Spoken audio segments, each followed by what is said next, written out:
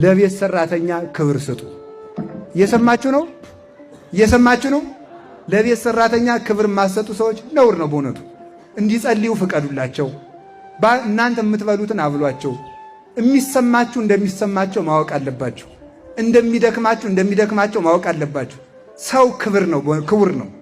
ለቤት ሰራተኛ ክብር ሰጡ። እግዚአብሔር የፈጠረው ነው ብለው ማለት ነው። ከዚያ በኋላ ተመልከቱ፣ ክብር ሰጠው እንዲህ ሲኖሩ የቅዱስ ሚካኤልን ዝክር በየወሩ ይዘክራሉ። ሲዘክሩ ከዕለታት አንድ ቀን ሞተለሚ የሚባል ጨካኝ ንጉሥ በዳሞት በኩል ተነሳ። ይሄ በጣም ጦር በቃኝ የማይል በሰው ደም እጁን የሚታጠብ ጨካኝ ንጉሥ ነው። የሰዎችን ሁሉ ሚስት ላኩልኝ እያለ ሰዎቹም ስለሚፈሩ በየተራ የሀገሩን ሰው ሚስት ሁሉ እየተላከለት ያስነውራቸዋል። በሀገር ያለች ድንግል ሴት በሙሉ እየተፈለገች ወደ እሱ ትላካለች። ክብሯን እያሳነሰ ይልካል። እንዲህ ያለ ጎስቋላ ሰው ነበረ። ሀገር እየወረረ ሰው እየገደለ ጸጋ ዘአብና እግዚአብሔር ካሉበት ሀገር ደረሰ።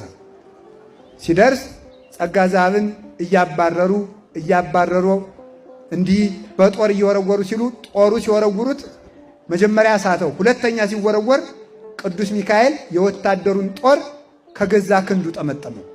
ከዚያ በኋላ ቅዱስ ጸጋ ዘአብ ሂዶ ባህር ውስጥ ገባ።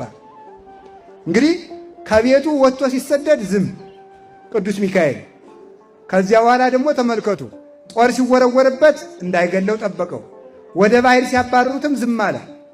ባህር ውስጥ ገባ። ባህር ውስጥ ገብቶም ጠበቀው፣ እየዋኘ ሲመጣ በጦር ወገዋለሁ ብሎ እዚያው ቀረ። ባህሪቱን ቅዱስ ሚካኤል ድንኳን አደረገለት ይላል።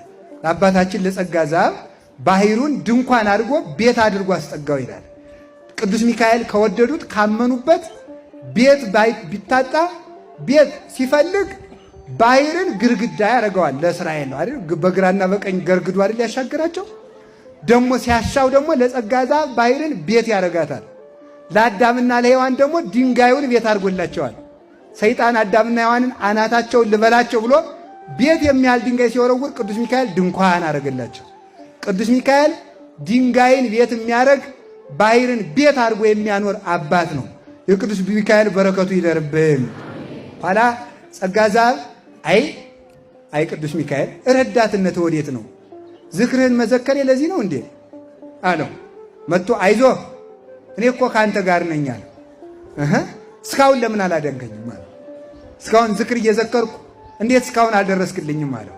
አይ ከየብስ እያለህ ባድንህማ አይደነቅም ነበረ። ከባህር ገብተህ ግን ባህር እንዳታጠፋ በማድረጌ ታምራቴና ፍቅሬ እንዲደነቅ ነው ብሎ እንደገና ቅዱስ ሚካኤል በክንፉ አፈፍ አድርጎ ወስዶ ከቤተ ክርስቲያኑ አቆመው። በቤተ ክርስቲያን እንዲኖር አደረገው። ሁላችንም ከኃጢአትና ከመከራ ማይበል ያወጣ